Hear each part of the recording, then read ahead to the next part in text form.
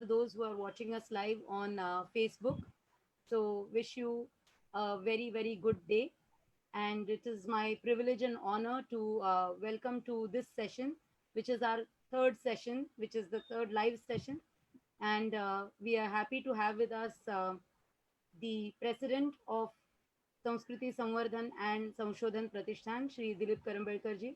Along with that, we are also privileged to have the executive president, Dr. Kala Acharya. In addition, we have Saptaik Vivek, our media partners. So, and on behalf of everyone, I also wish to welcome our coordinator, a coordinator of SSASP, Shri Vikas Gokhale, and wish all of you and welcome to all on this wonderful session. We also have some of our eminent speakers who will be speaking to us in the sessions to come forth, like Dr. Sriram Agashe, who has already joined us, and others who are joining us soon, and some who are watching us live on Facebook. So, thank you for being here. And just so that all of us who have joined us only today know that this is a series of 30 sessions and a part of our Sanskritotsav, our very first uh, event that is under Sanskriti Samvardhan and Samshodhan Pratishthan. So, on behalf of the entire team, I welcome all of you, and I'm very happy to present today. The speaker for today is Libbie Mills, and I wish to introduce her to you. Well, she has sent her presentation as a recording because she's from Canada and at this time it is night there. So she couldn't be available, but she has mentioned that any questions that you would like to have her answer, we can mail it to her. I'll be putting her mail ID in the chat box. So that would be possible so that we can communicate with her if you have any queries. So let me take this opportunity to introduce to you Libbie Mills. Libbie Mills is part of the Department for Study of Religion, University of Toronto, that is Canada. And she's basically a DPhil in Sanskrit and from Balliol College in Oxford University. She's currently the assistant professor and a teaching faculty at the Department for Study of Religion, University of Toronto, and she teaches Sanskrit and Pali. Among some of her important and key projects, she's currently working on a project which is research funded by the Arts and Humanities Research Council, AHRC, that is Cultural Heritage and Rapid Urbanization in India, Tamil Temple Towns, Conservation and Contestation. That's the topic of the project that she's currently working on.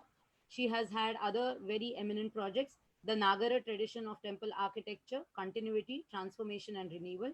Apart from that, she's worked on data-driven design project funded by eCampus Ontario, which analyzes the data drawn from the use of teaching materials for the courses both on campus and online. She has several publications to her credit. Among the very recent ones is Temple Design in the Six Early Shaiva Scriptures, a critical edition and translation um, from the portions of Bruhat Kalottara and Bruhat Kalottara, and the Deva and the Devya Mata, the Kirana, and she also has Vastudhyana in six early Shaiva texts. So these are some of her publications. And she has one which is coming up soon is Matha, its forms and function, a chapter in one of the volumes that is going to be published.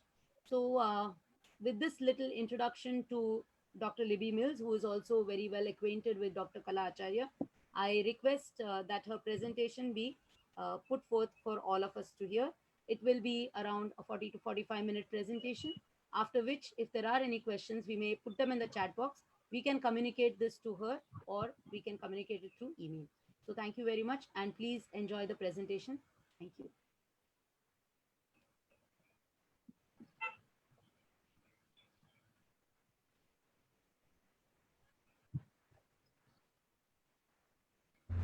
Hello all, my name is Libbie Mills. I'm a professor in the Department for the Study of Religion at the University of Toronto in Canada.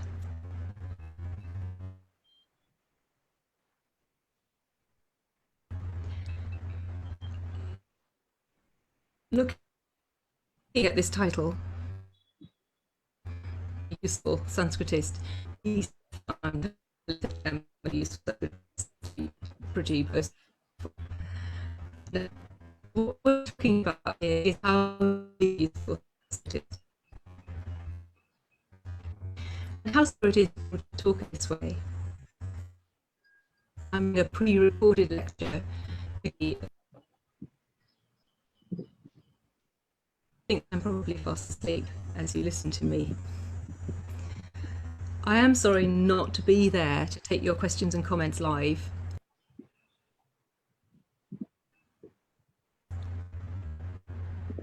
We are here to celebrate Sanskrit, which is great, but it was honestly quite a bad idea to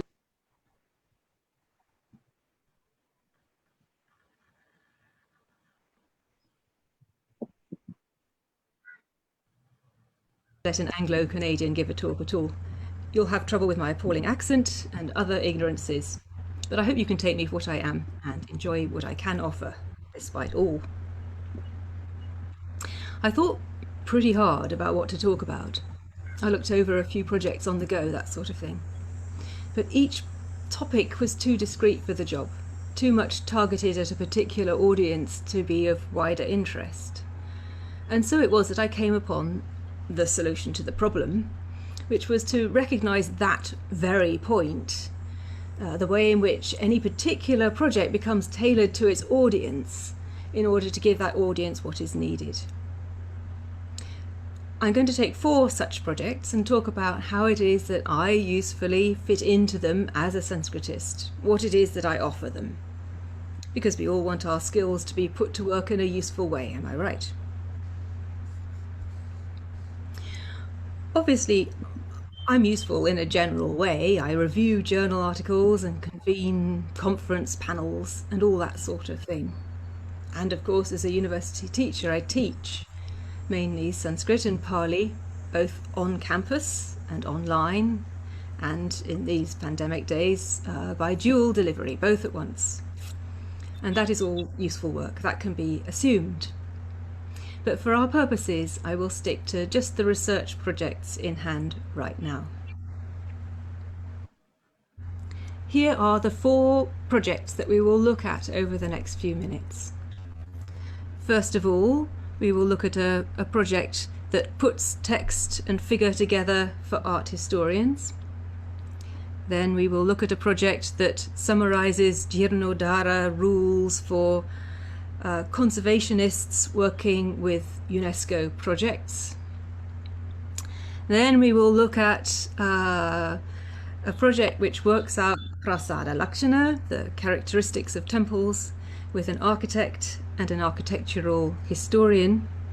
And last, we will look at how GTA temples in the Greater Toronto area in Canada, balance tradition and city constraints. And this was a project conceived as being useful to urban planners. I hope you'll enjoy the flow. Number 1 comes with some appealing pictures.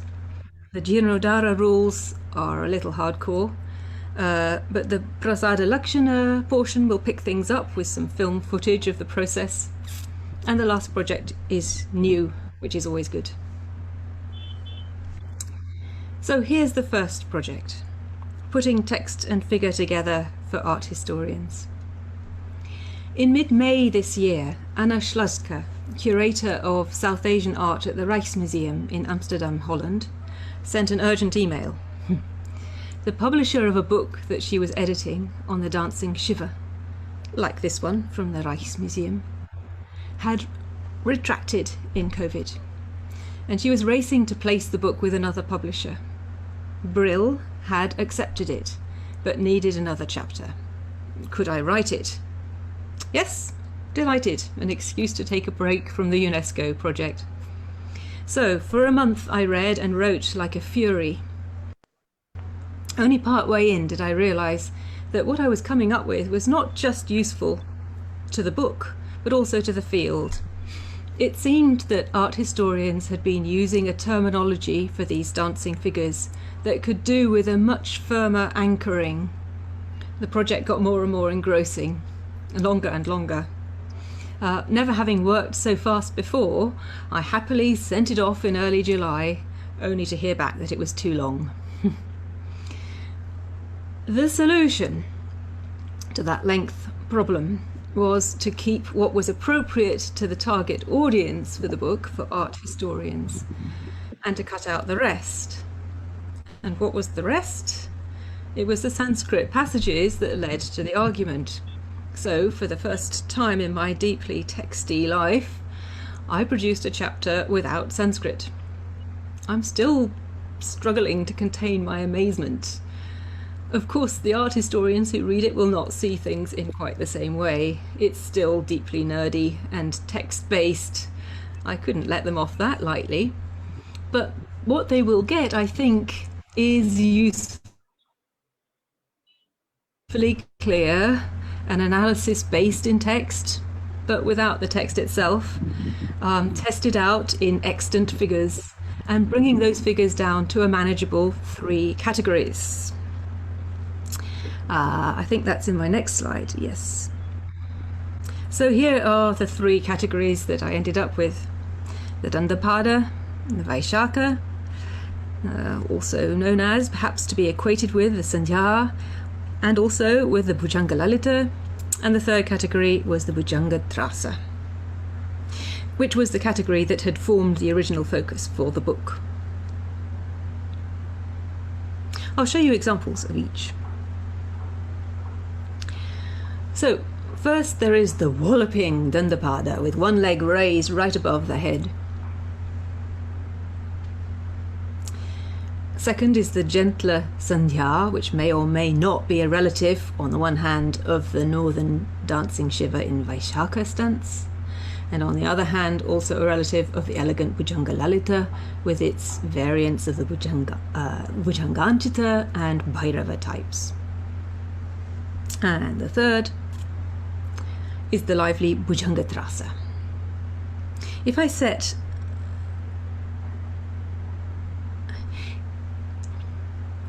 the 3 examples side by side here, you can 2 categories. The deity's hair is folded up into a crown.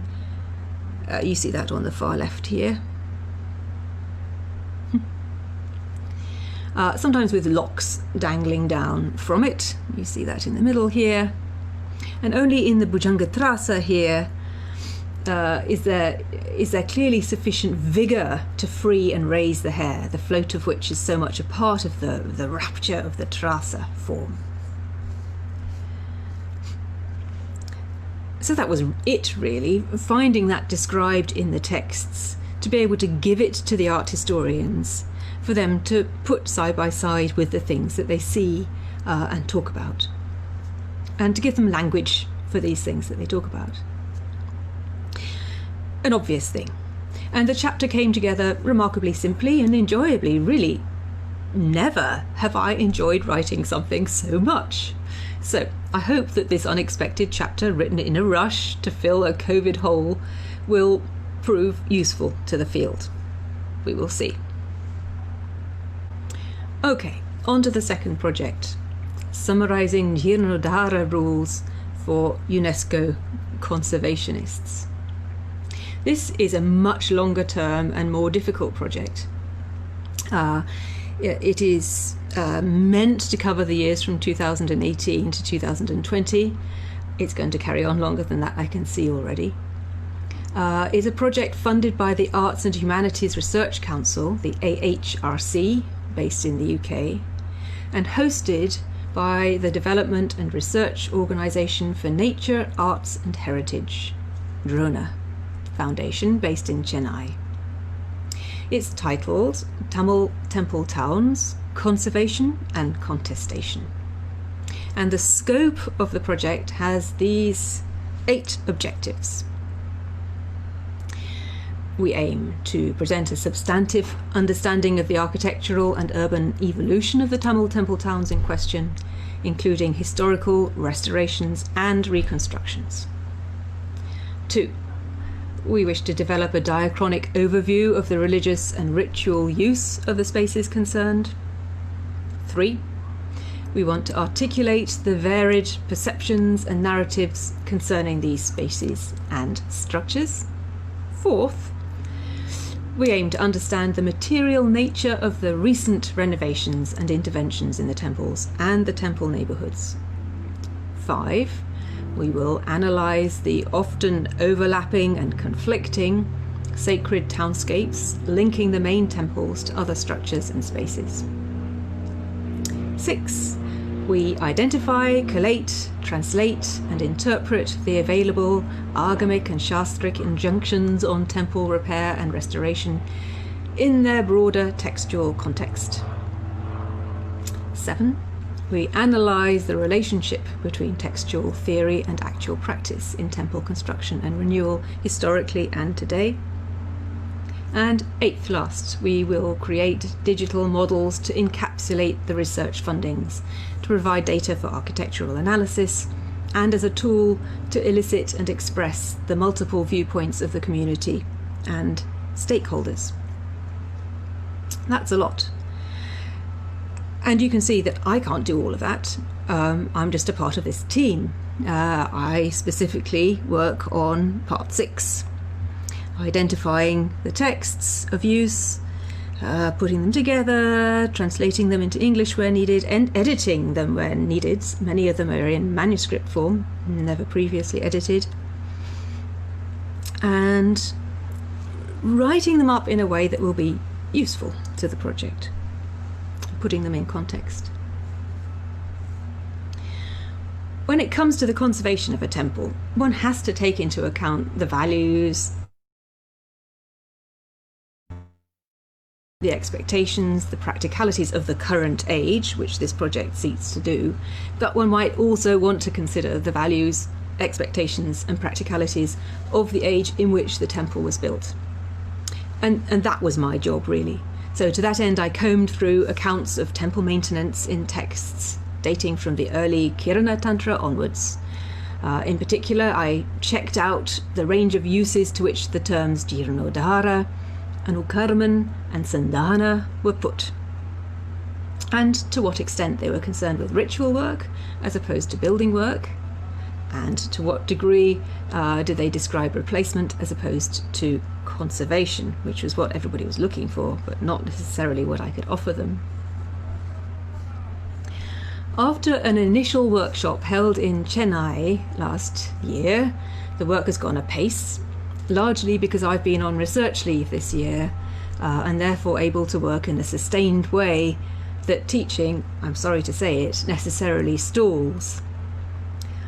In the fall, I'll be back to teaching and I will love it. I look forward to getting back to it. But the research leave was wonderful. It is an exciting responsibility to put together an account of the tradition of maintenance, repair and replacement of images in temples, an account written for a readership of engineers, architects and conservationists, and therefore a piece of writing that might actually have an impact on what gets done. I completed a first draft in May, but I foresee many revisions as we debate the whole and what we want it to convey. Here, in this slide, you see an example of the material worked on. These are the 10 base verses of the Dhara Dashika.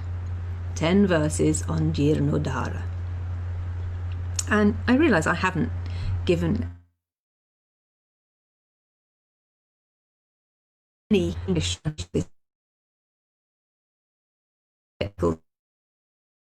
to go to translate Uddhara of the old in need of repair, replacement. This text, the Dashika, down here, is by Nigamajnanadeva, a 16th century southern Shaiva thinker. And the structure of the Dashika has 3 levels. In the first level, Dhara is explained in just 10 verses. You see them here as they appear at the beginning of the 1980 edition of the text, 1 to 10. Dun, dun, dun, dun, dun, dun, dun, dun, dun, dun, dun, dun, plus a sign-off. Lovely and concise, you think. but they are packed with references to bigger ideas that need to be unpacked to be understood. And so there is a second level in the following pages where each verse receives an explanatory auto-commentary from the same author. And in a third level, that commentary is backed up and fleshed out with quotes from other authorities, bringing us to a total of 127 pages in the 1980 edition. This being a text for devotees of Shiva, the authorities used are all Shaiva ones. Once you have read all three levels, the 10 verses that you see here can alone serve as a point form précis for the text. So it's a very nice text, giving one sort of anchor points to address. Another very useful text to me, particularly on the ritual side of Jirnodhara,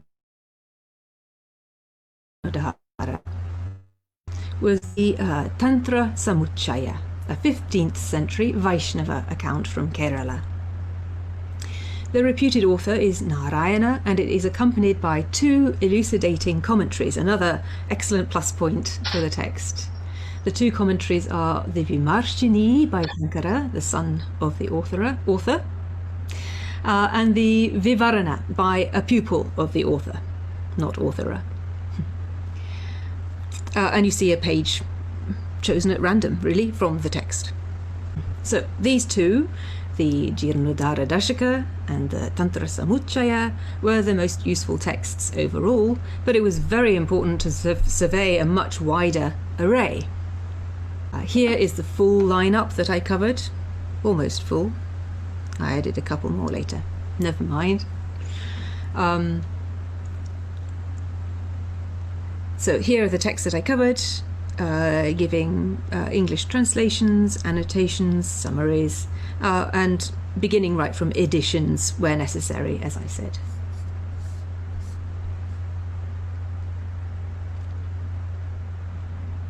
So this was done, first of all, for a write-up aimed at engineers, focused therefore on the building side of Jirnodhara.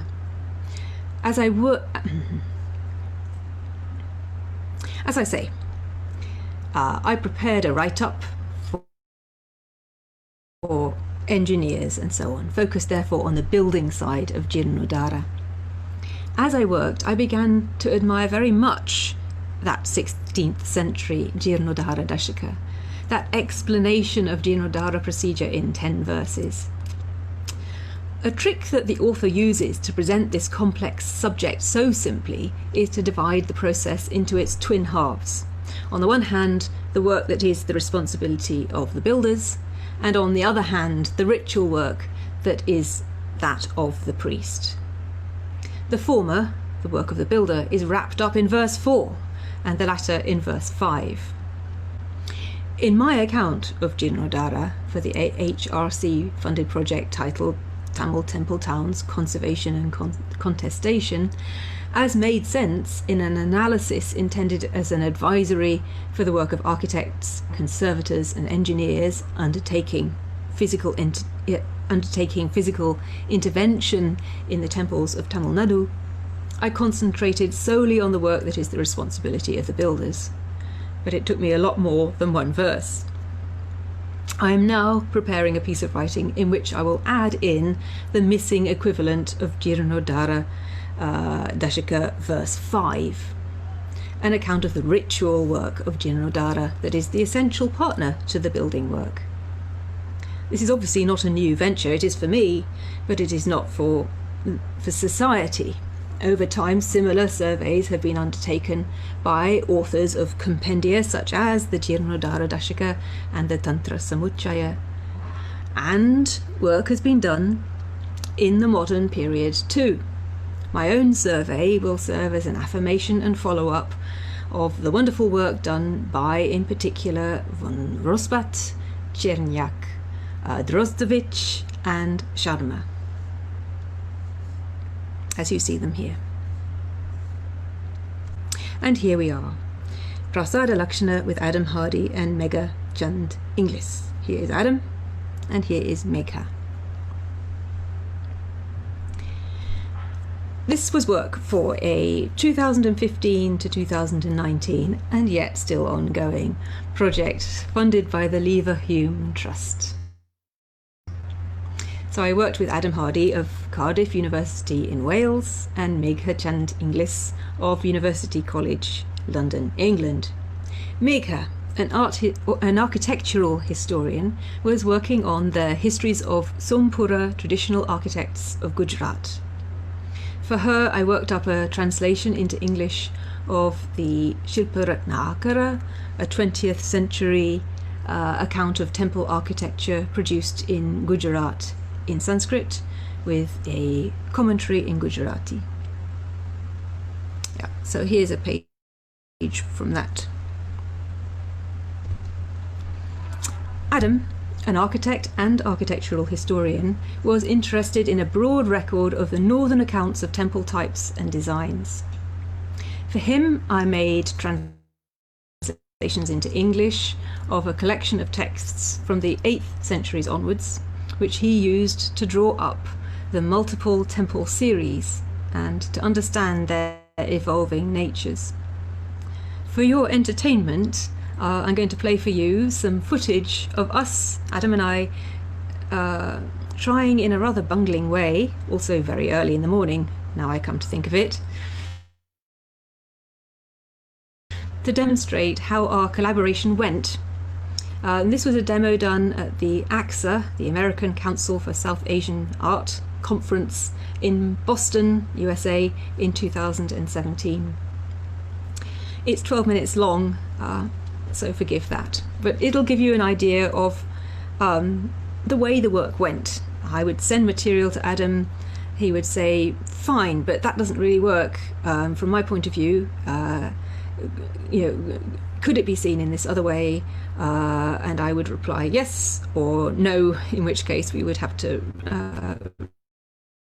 really put things together to figure out what was going on. So, welcome, especially to all of you who are here at the beginning. In the panel on temples and texts, the kind of rather key question was floating around: are they anything to do with actual practice? And I would like to show you, or to demonstrate to you, that many texts definitely are. They have designs of buildings in them, and I would like you to be convinced that there's probably not much point talking about architectural texts unless you can see the architecture that they're talking about it, and indeed draw it, because I believe that they are inviting you to draw as they give you the instructions. And they're giving you a framework, and very often, sometimes more detail, sometimes less. And I'm only going to draw what the text tells me, even though I might be tempted to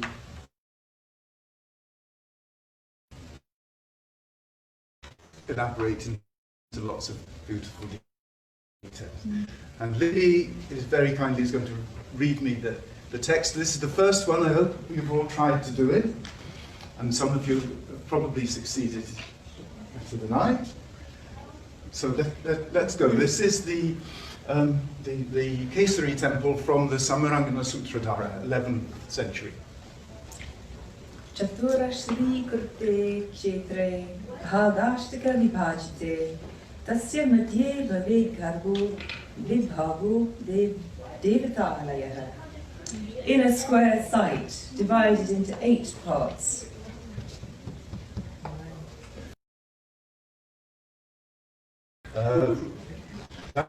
At the middle, 1, 2, 3, 4.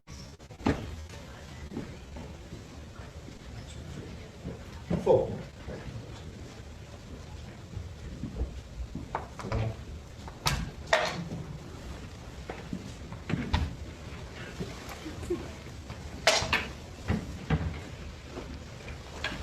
Eight parts.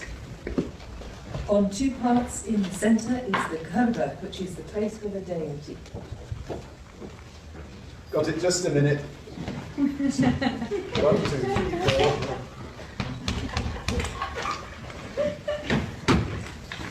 There, messed it up straight away.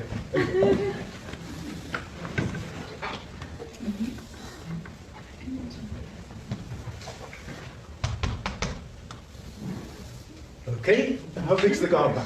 2 parts in the centre. 2 parts in the centre. That's the garbha. That's 4 parts. 2 by 2. 2 by 2. 2 by is 2. what it means. 2 by 2. But can be the other. This is the whole point. You've got to know by the context, and you've got to work out what's going to work. I mean, I've looked ahead. Next, please. Thank you for entertaining me. One should install the wall in 1 part. Install the wall in 1 part. So this is that's the outside. If we're going to have 1 part, what's all this space in between? But remember the clue.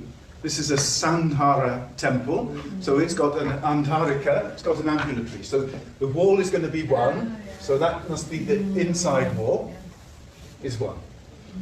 And the karika with 1 part. The karika, never look up in the glossary of the AIS, they haven't got karika. Tell me the next bit. The external wall is another part. That's all right then. The external wall is another part. We've got 1 bit left. So the karika, the thingamajig, must be the ambulatory. So you don't need a glossary, it's by the context. Next. At its karnas, one should construct ratikas of 2 parts. Right, at its karnas, this is the wall. This is the wall. At its karnas, the ratikas. So ratika, look it up, it probably says, it probably will tell you it's a projection, that's fine. 2 parts is the karna.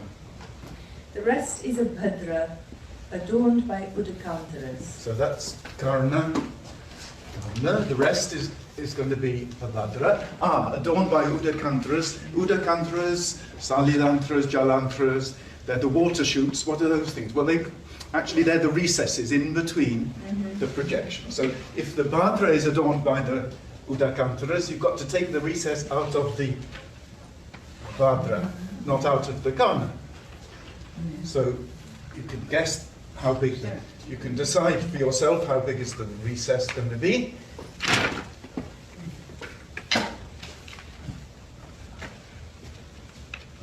Etc.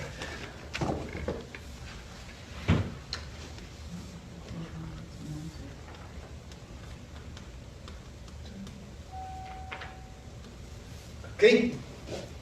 It projects by 1 part in all directions. Oh, they just as well I got it right. It projects right. Okay, This should be the design. and it is. Okay. Somebody making this for YouTube? So there is a phone which is recording this. Yes. Okay. Now we've done the talamana or talachanda, which means the plan. Well, now we're going to do the urva mana or urva chanda.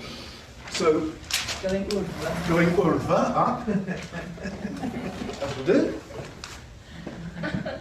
Ready? What's next? The jangha should be 4 parts high, and the karaka should be half of that. Right. So the jangha is the wall. It's 4 parts high.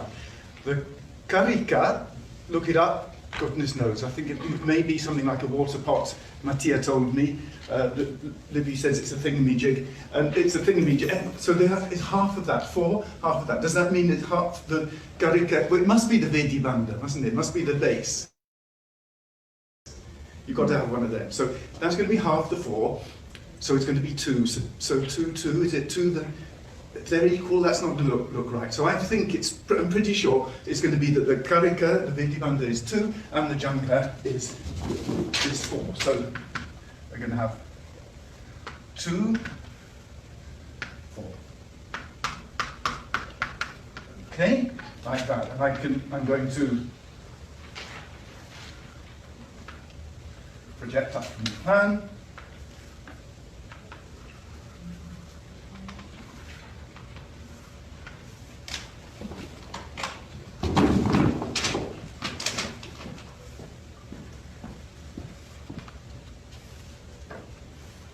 Okay. Right. One should make the antarapatra of the varandi in 1 part. The antarapatra of the varandi. Antarapatra is the recess. Varandika is like the cornice zone. We haven't got room for much of one, so they're just talking about a single kaputali thing. And the varandi, the antarapatra of the... Can it dear O Sanskritist translator, can it mean the Varandika and the Antarapatra. All right, I'll give you Antarapatra with a Varandi. With a Varandika. Oh, that's brilliant, fantastic. They're always so obliging. So, Antarapatra. Do anything with a compound. With a Varandika.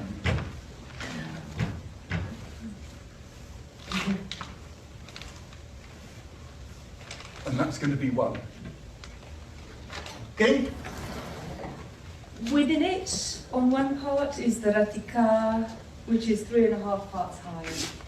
Well, it's a Nagara temple. It's going to have some of those mini shikaras on top. We know that from the context, and we know which text we're looking at. The Ratika, well, it's using the same word as there, the Ratika. So, and actually, you notice in this particular text, they're using Ratika to mean these little mini shikaras all around. So we're going to make.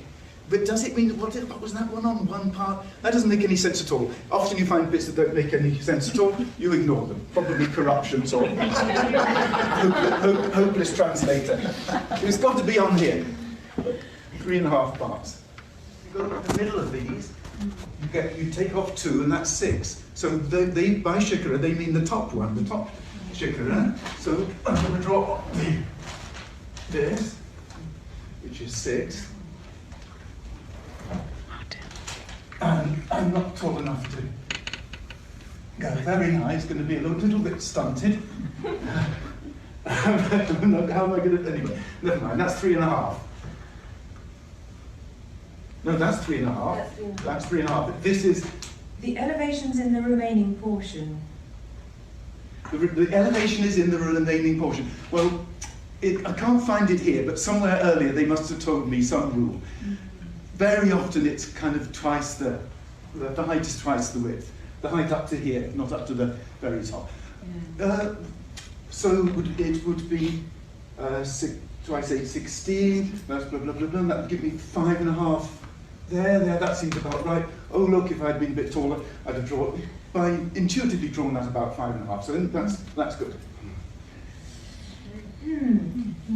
Having divided the height into 3, one should draw the Venu Kosha. Now the Venu Kosha is the bamboo thing, it means the curvature of the shikara. Having divided the height, well, because I know from this text that they're using the simple method of I mean, I'm cheating, I've looked at it before and I've seen in other examples they're using a radius which is a multiple of the width. I mean, it's got to mean the width multiplied by 3. Can it mean that? Utrayam is height. We've got a problem. Well, it does mean height. Well, damn, then it's wrong. So it's going to be x, that's x, this is 2x, and this is the radius. There. Good. So, one should divide the breadth of the skandha into 4 parts. right, so the breadth of the skandha is the shoulder, divided into 4. So we're getting a new kind of bhaga, a new kind of part. Don't think that you've always got to have one single module running through the whole thing. I think I'll draw this over here. Divided into 4, okay? Then, build the Padma Shirsha and the Griva in 1.5 parts. Now the griva is the neck, the Padma Shirsha or Padma Patrika is that sort of thing on top of the amlaka. But they must be 1.5, so let's say they're 3/4 each, or we could say 1, or should we say the griva is 1 and the other thing is a half. But I need to know what the amlaka is first. One should build the Kumbha and the Amala Saraka in 1 part each. Kumbha and Amla Saraka in 1 part each, so Amla Saraka is 1. Kumbha is 1, so I think I've got half left for the Padma Sirsaka. And here's the Kumbha in 1. What's nearly there? What's Above that, one should construct the Bija Puraka in 1/2 part. Bija Puraka, 1/2 part? That must be that little thingy on the top. Prasada Kesari Nama Sarvata Santati Priyaha. This temple, called Kesari, is in every way dear to the lineage. It is in every way dear to the lineage, and here it is. So, thank you very much, Libbie. And now we come to the last project, looking at how GTA temples, Greater Toronto Area temples, balance tradition and city constraints. A project conceived of as useful for urban planners and also for temple members. This project concerns the ways in which temples arise in the GTA. You see a typical example here.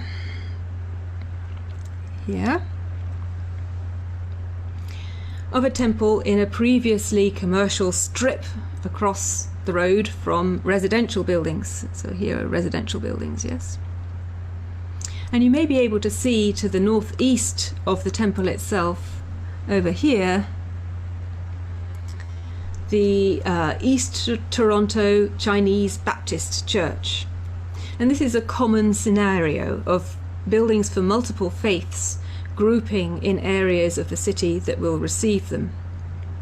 Typically on the outskirts of the city where there's space for such things.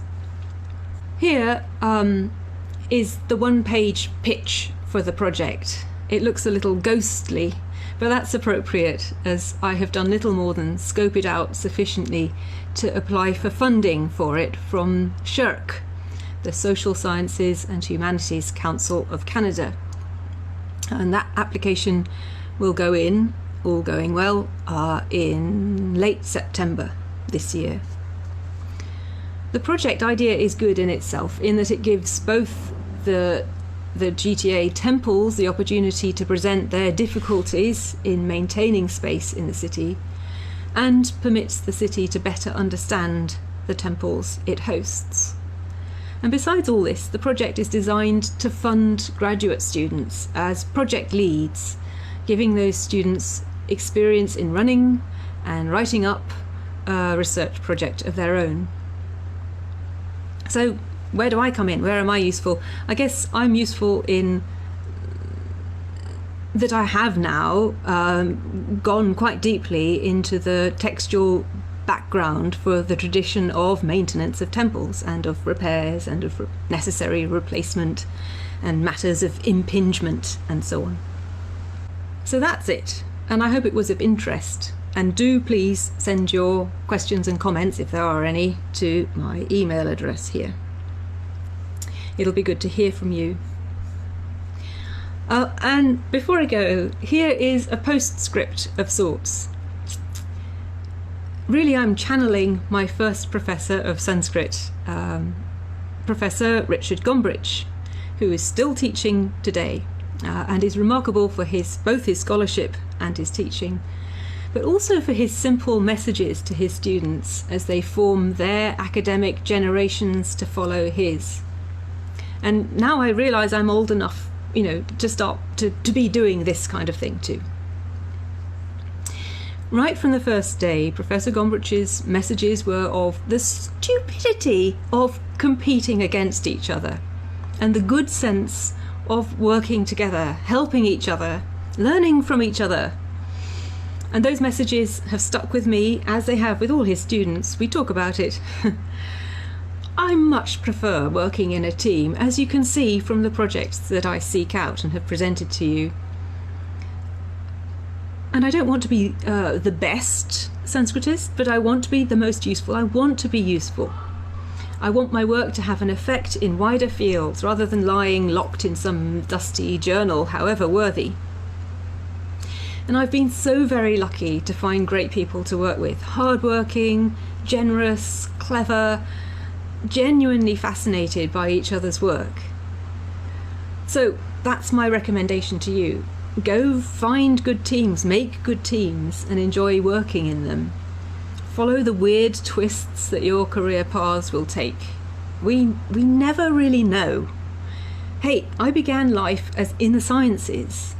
Thought I was transitioning into medical history and ended up here. Mystifying. And most important, take care of yourselves, take care of each other, take care of your teachers too. everybody's working hard. We can make something great and be useful. Bye.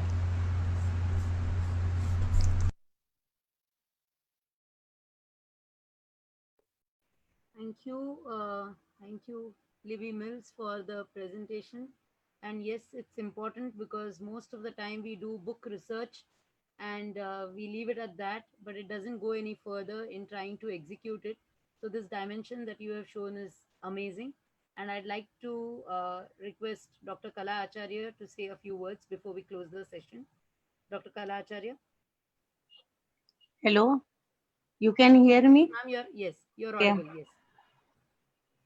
From Libbie Mills' speech, what we have understood,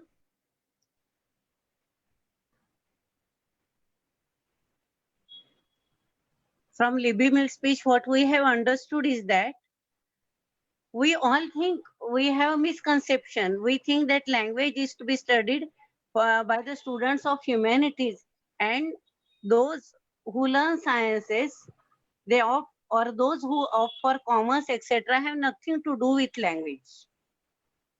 And we always think that there is a dichotomy between language and sciences. While truth is that everything, all thoughts, feelings, everything depends on language. That is why we call it Vag Brahma. As Bhartruhari has said, Anadi Nidanam Brahma, Shabda Tattvam Yadaksharam, Vivartate Artha Bhavena Prakriya Jagato Yataha. So he brought to our notice the intimate connection between seeing and speaking. For example, if we give a generic name to a given thing, for example, to a tree, then we use a specific name to show that a banana tree is different from a mango tree. These general words, general names, and the specific names, on them is based our day-to-day transaction of the language. But this language is taken differently by different people pursuing different vocations. For example, just if somebody says Yamuna, for somebody it will be just a reservoir of water. For other person it will be a sacred river, and for the third person it will remind Lord Krishna. So everybody reads words differently, and that is why a sculptor, an architect, or an engineer can see language differently. Here we learned how different temples are based on different texts, and I have to tell that in our tradition, especially about worship, when it was said, especially in our tradition, there means there is one Vaikhanasa sect which had set rules for worship very rigorously for the worship of Lord Vishnu in temples, and even today also those all digest created by Vaikhanasa, they are followed rigorously by those who perform worship in temples. So what we have learned here is that there may be a text and it may appear differently to different persons. For an architect, it will be different because he reads words. He reads those words according to his ideas, and those ideas are transformed in different forms of art. And that is how not only Sanskrit, but all languages have to be studied in a particular way that a person of a vocation wants to do action on that. And that is how we found the beauty in this speech. It was a novel idea actually, which was brought forth by this speech. So we thank Libbie Mills for her speech, innovative speech. Thank you very much. Thank you, ma'am. So with this, we actually come to the end of this session. Let me remind you that we have with us Saptahik Vivek News Bharti as our media partners. This video will be available on Facebook on our page. So you may read it again, you may go over it again. We will be having Dr. Sriram Agashe, who's actually present in the amidst us now also. He'll be speaking tomorrow on Swami Vivekananda and Ramakrishna Paramahamsa. So please be there. We'll be happy to have more people from your acquaintances also join us in this session. Dr. Sriram Agashe will be having 2 sessions in this series, and I'm sure you will enjoy them. So please be here tomorrow, 10:50 a.m. as our normal. You can continue to use this link which has been sent. In case you are sending your friends the link for registration, please let them register only once, because it will be the same link will be applicable. I will mail the link to them. So thank you everyone for being here, and we look forward to meeting again tomorrow in another session. So have a great day ahead. Dhanyavadaha. Punashaikavaram. Namo namaha. Milamaha. Punardarshanaya. Dhanyavadaha.